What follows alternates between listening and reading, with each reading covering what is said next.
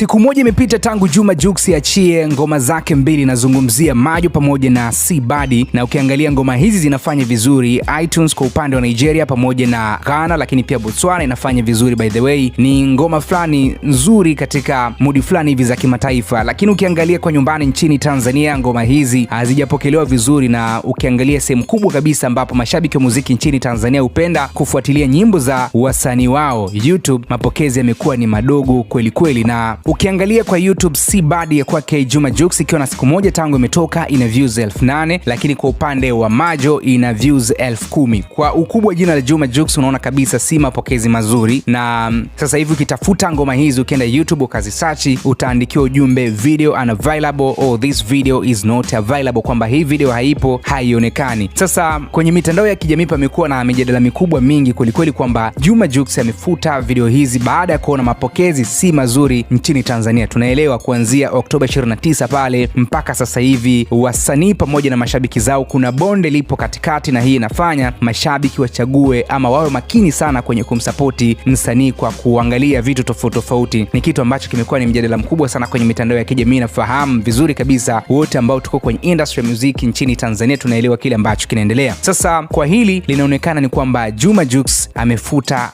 nyimbo hizi, lakini nikaenda mbali zaidi kufuatilia ujumbe huu unapokuwepo kwa upande wa YouTube. Ni ufutaji tu wa wimbo au vipi?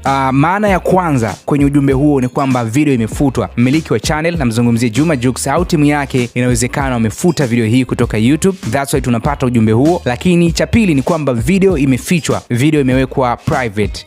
Tunaelewa kwamba kwa wale ambao tuna upload video YouTube tunaelewa kuna sehemu ya kuweka video inakuwa private, so inawezekana mmiliki amebadilisha video hii kutoka kuwa public kuiweka kuwa private. Ina maana sasa hapa haionekani tena kwa watazamaji, isipokuwa wale wenye mwaliko maalum ndo wataweza kuiona video hii. Lakini cha tatu ambacho kinafanya ukitafuta ngoma ya msanii ama video ya msanii alafu ukaandikiwa hivyo YouTube, inawezekana kwamba video imezuiwa kwa nchi fulani, nazungumzia region restricted, kwamba wakati mwingine video inaonekana kwenye nchi zingine lakini imezuiwa kwa Tanzania. So hivyo YouTube inaonyesha pia ujumbe kama huu ambao nimekusomea hapo. Lakini kwa upande mwingine nazungumzia ni kitendo cha copyright claim, pale ambapo mtu analalamika kwa madai ya haki miliki. So YouTube wakiondoa hiyo video pia ujumbe huo huwa unakuja. So kama video ilikuwa na haki miliki ambayo haikuruhusiwa, basi YouTube huiondoa na ujumbe huo pia huwa unatokea. Lakini hapa kuna dalili moja muhimu, ni kwamba video hii imefutwa ama imefichwa na watu wanaweza kuiona labda kwa mwaliko maalum, lakini kwa upande mwingine tunaweza tukasema kwamba video hii inaweza ikatazamwa na nchi fulani na nchi nyingine ikawa haipo. So kwenye haya matatu Juma Jux amefanya moja wapo, that's why ukitafuta ngoma zake hizi utaambiwa video unavailable.